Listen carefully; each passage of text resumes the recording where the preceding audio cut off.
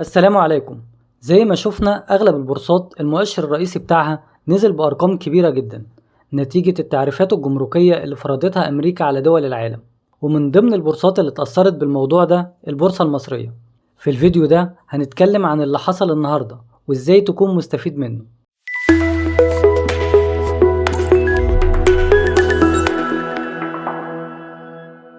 أول حاجة لازم تعرفها لو أنت مستثمر طويل الأجل إن النزول ده غير مبرر.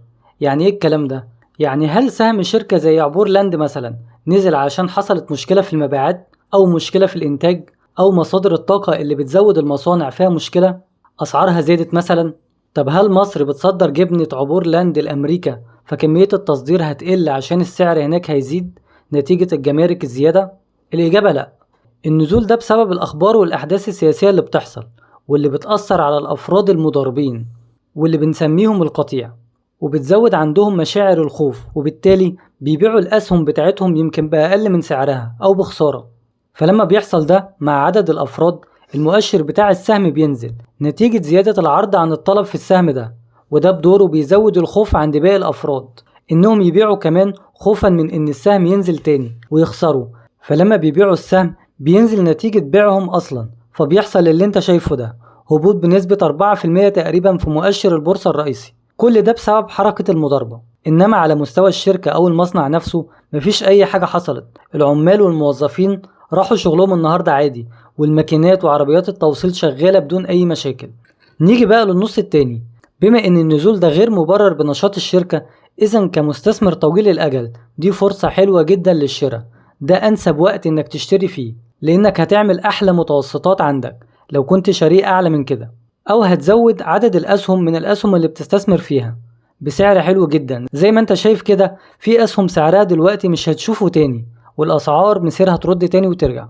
وهتعرف برضو إن الفلوس أو الجزء اللي انت كنت شايله سيولة في المحفظة الاستثمارية بتاعتك ما كانش فلوس راكدة، لا دي كانت للفرص اللي زي كده. من الآخر لو هتاخد بنصيحتي ده أنسب وقت للشراء وزيادة الوزن النسبي للأسهم اللي معاك. نيجي بقى للتخوف الحقيقي اللي ممكن يحصل، إن يحصل بانيك عنيف أو نزول للأسهم أكتر من كده.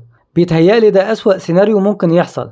عارف هتعمل إيه؟ هتشتري تاني، أيوة، وساعتها تخلي بالك إنك تشتري بجزء دلوقتي وتخلي جزء تاني لو حصل نزول أكتر. ما هو أنت مستثمر طويل الأجل، عارف إن الأسهم دي مصيرها هتطلع تاني، وعندك من الصبر والهدوء اللي يخليك عارف كده. طب ده أسوأ سيناريو في الدنيا ممكن يحصل. هل الدنيا سودة كده فعلا؟ لا طبعا.